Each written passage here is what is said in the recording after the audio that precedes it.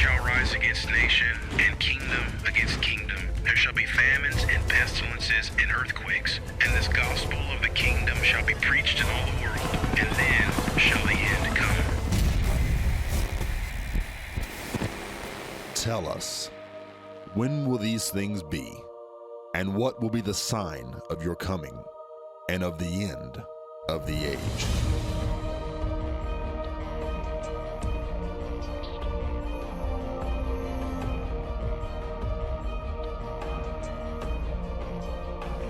Hi, I'm Irvin Baxter, and I'd like to welcome you to a special edition of End of the Age. Today, we are going to show you a portion of one of our critically important lessons, Master Plan of the Dragon.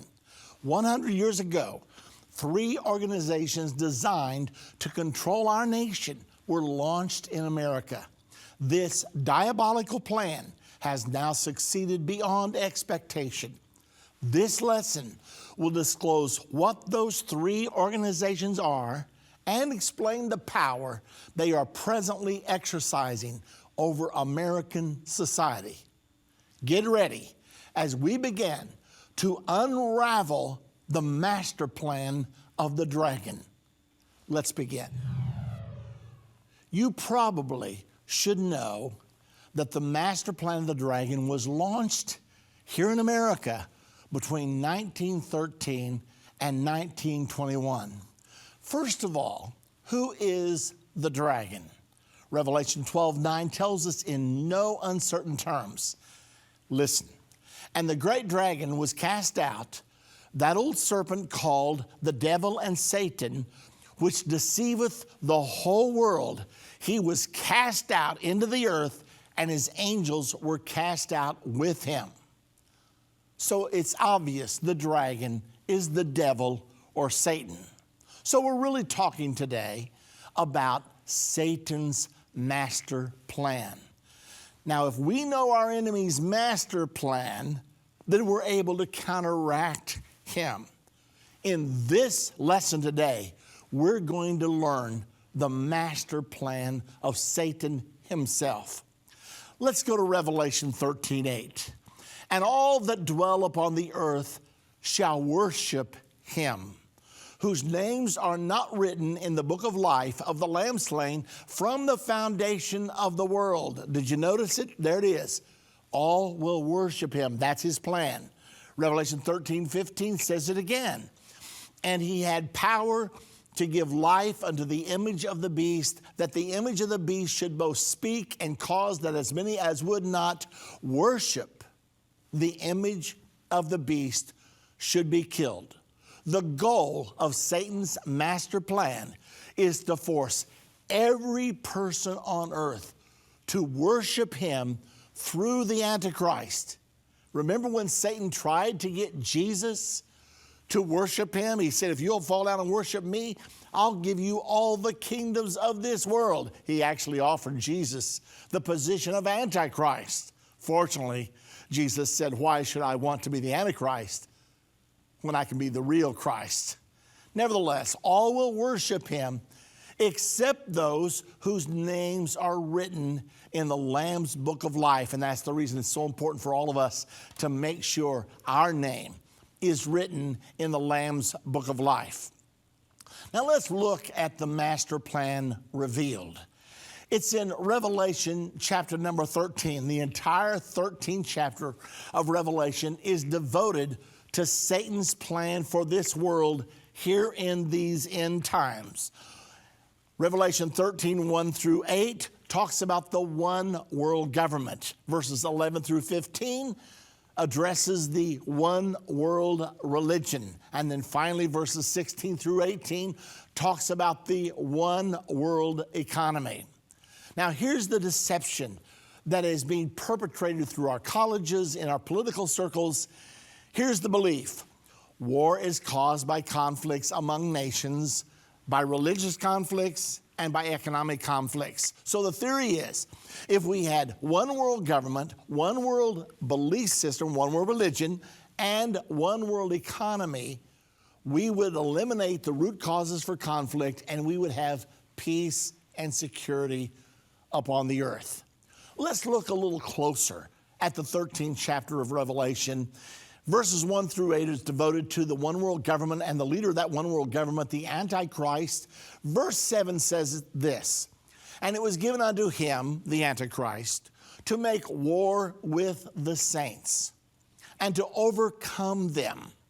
And power was given him over all kindreds and tongues and nation." Now, in these first 8 verses, a beast is described. A beast in Bible prophecy always represents a nation or a kingdom along with the ruler of that nation or kingdom. Power was given unto the Antichrist over all kindreds, tongues, and nations. This is a picture of the end time one world government prophesied repeatedly throughout the scriptures. We have some exciting news for you today. We have created a new lesson that exposes the establishment. 3 sinister forces are trying to maneuver the United States into a system of global governance. Who is the mastermind behind these organizations? These forces, which are controlled by Satan the dragon, will work hand in hand with the Antichrist, and Americans are fighting back. What is the master plan? Where do things stand right now? We rip the covers off of Satan's hidden agenda and give you answers to all of these questions in Master Plan of the Dragon. Arm yourself with the knowledge to combat these forces. Go to endtime.com to receive your copy today or call 1-800-END-TIME. That's 1-800-363-8463. If ever people need to hear the unvarnished truth, it is now.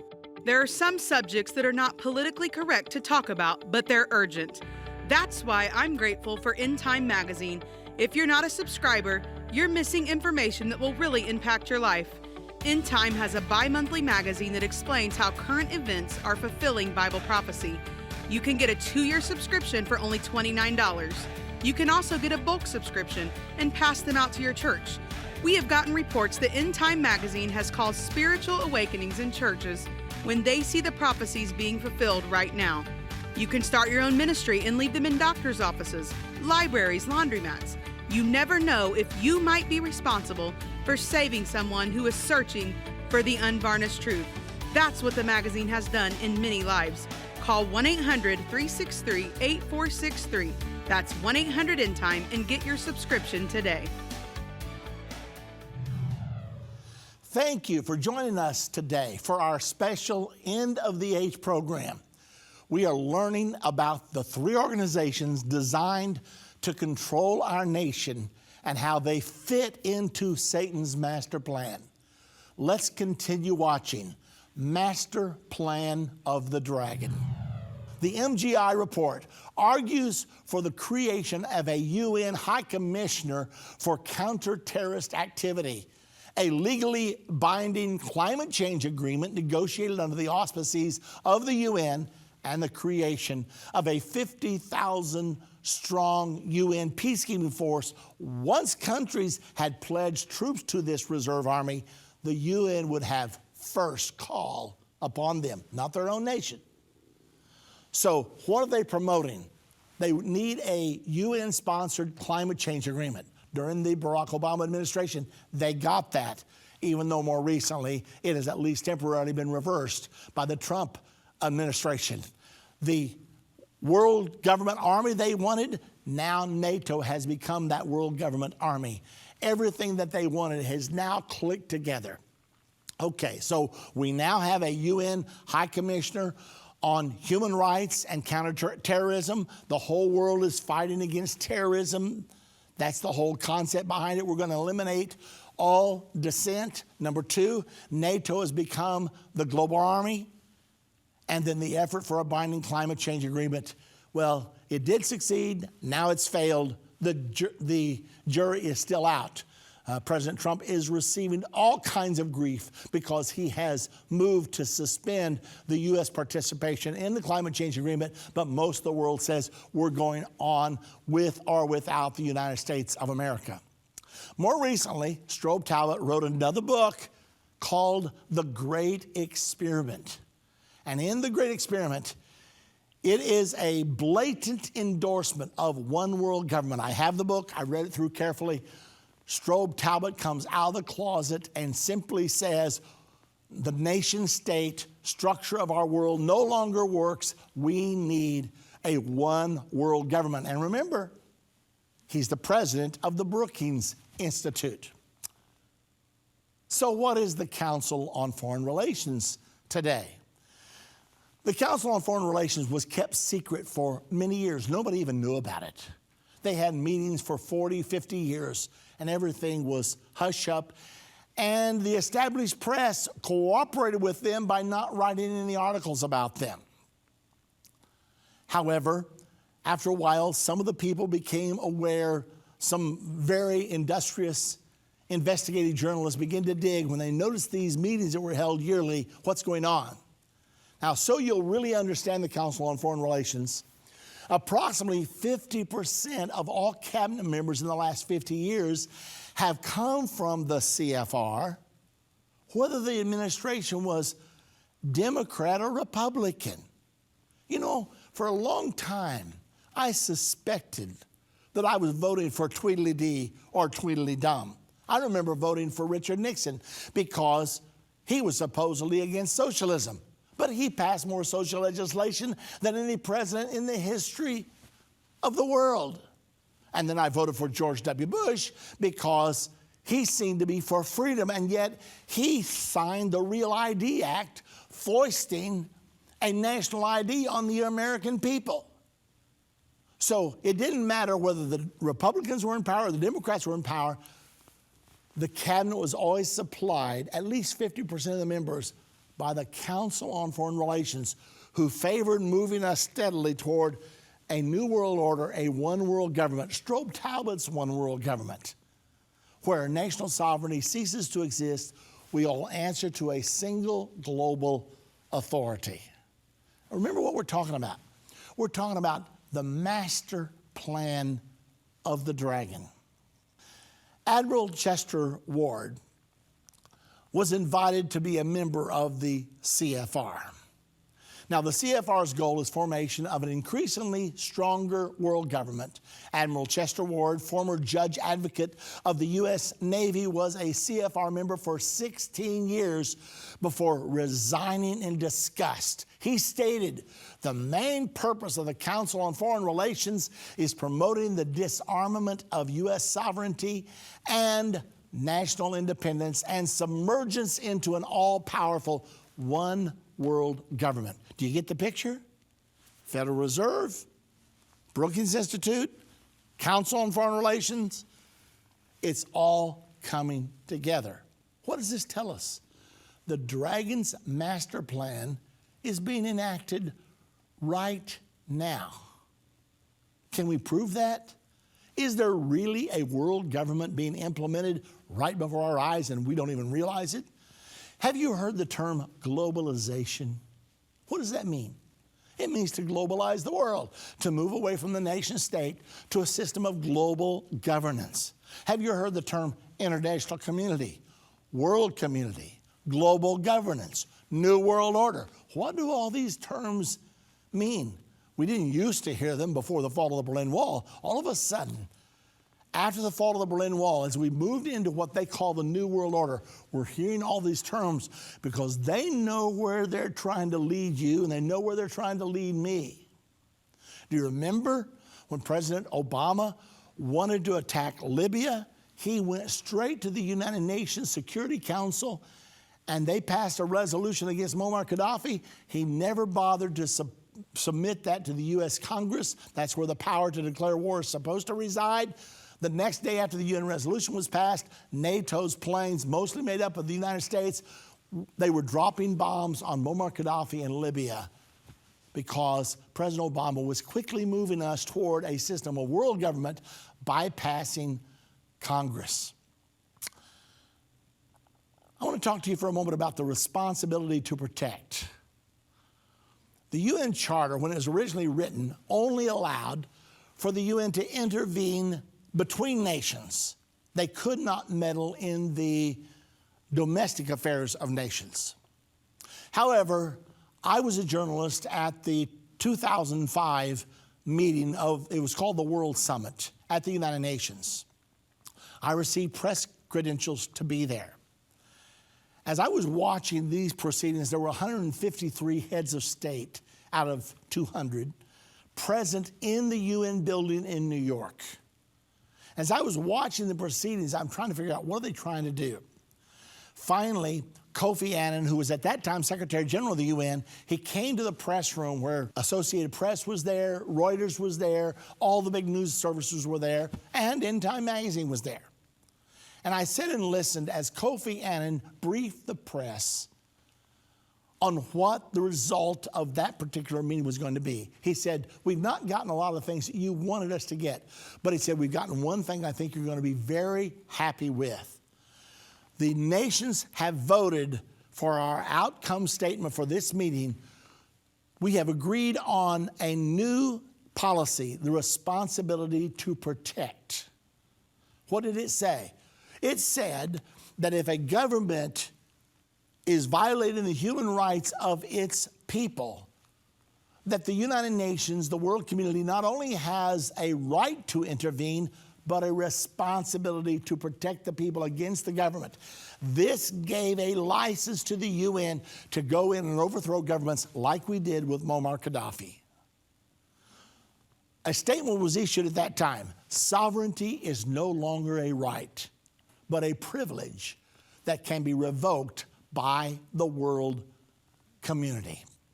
Now, let's bring the words of a former president, President George Herbert Walker Bush.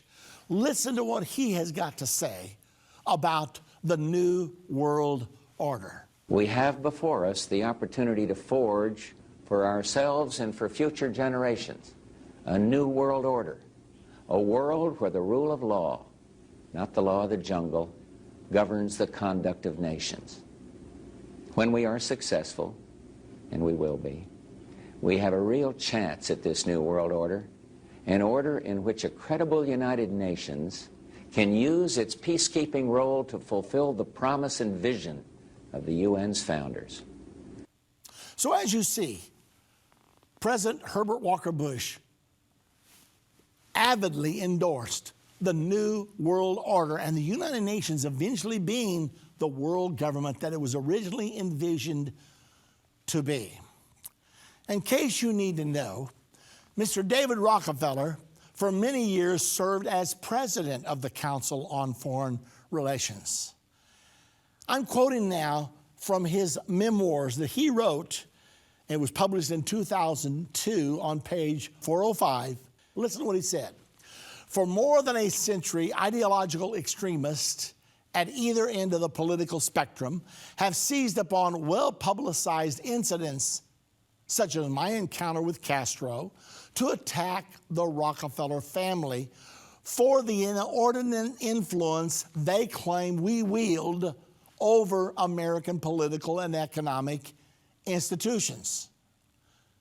He went on to say, some even believe we are part of a secret cabal working against the best interest of the United States, characterizing my family and me as internationalist, and of conspiring with others around the world to build a more integrated global political and economic structure. One world, if you will. If that's the charge, I stand guilty, and I am proud of it. Mr. David Rockefeller, page 405, published 2002. Here's another statement by David Rockefeller. This one was in 1994. This present window of opportunity, during which a truly peaceful and interdependent world order might be built, will not be open for too long. We are on the verge of a global transformation. Remember that word, transformation?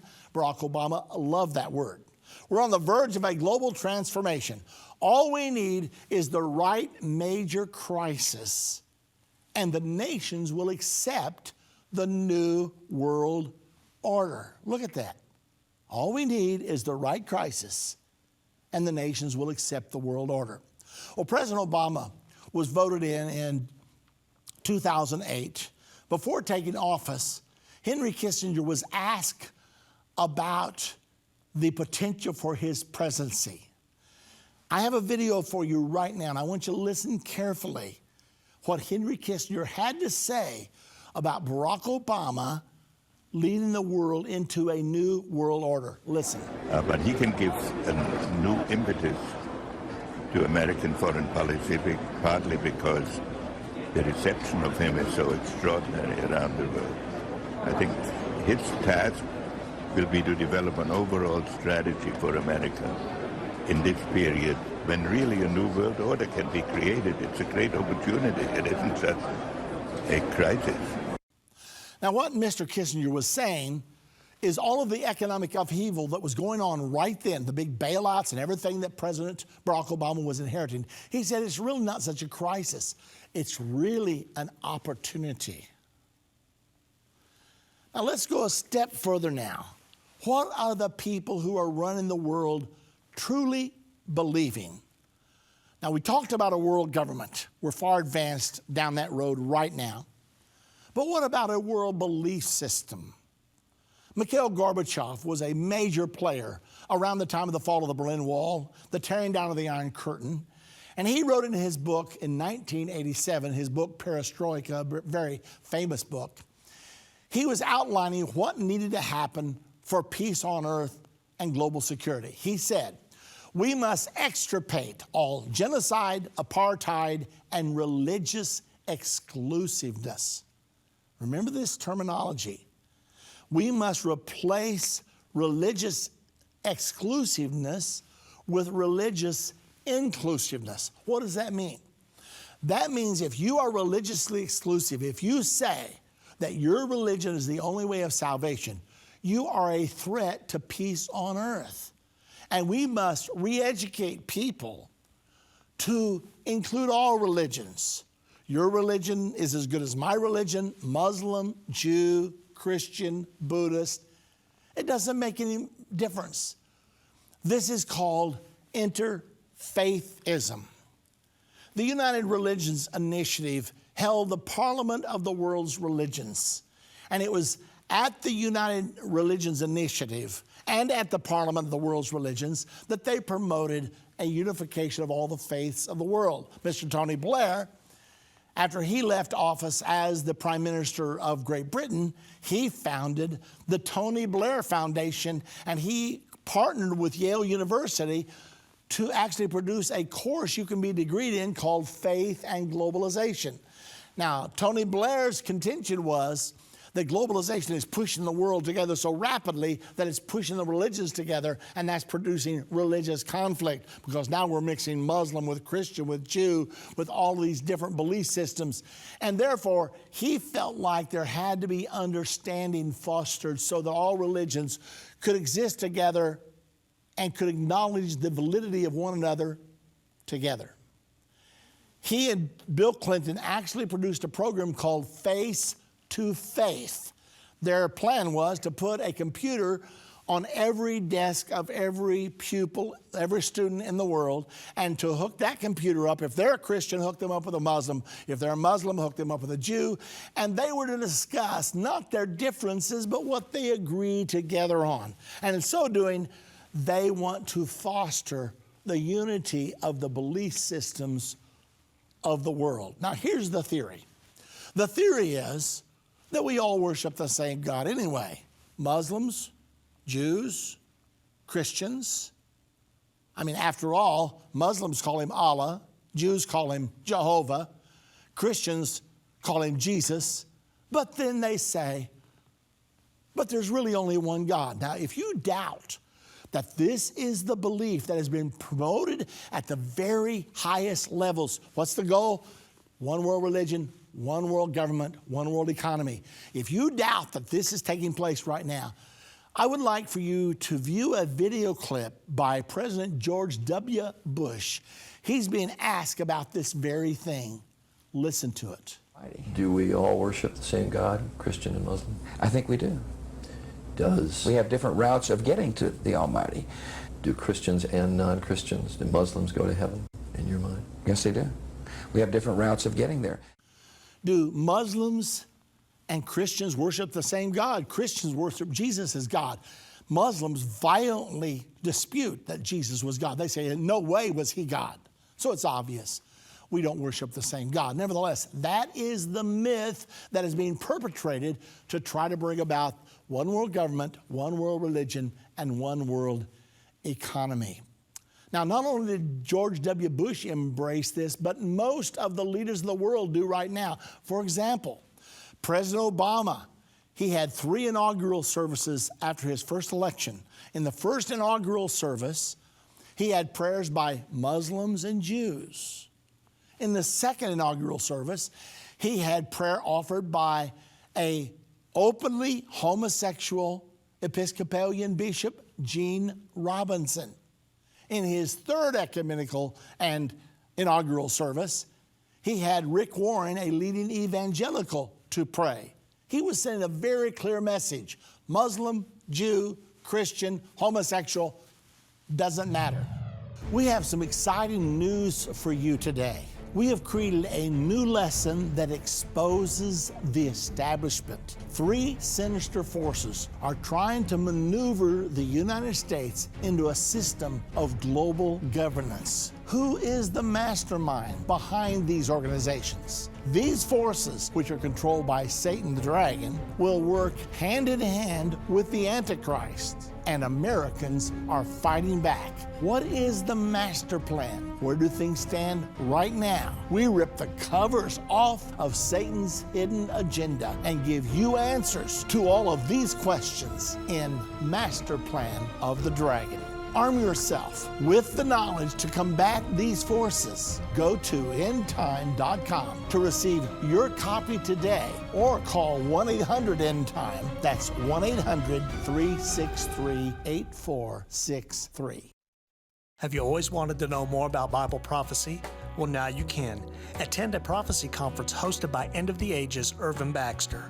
Call 1-800-END-TIME or go to endtime.com/events to see when Irvin will be at a location near you.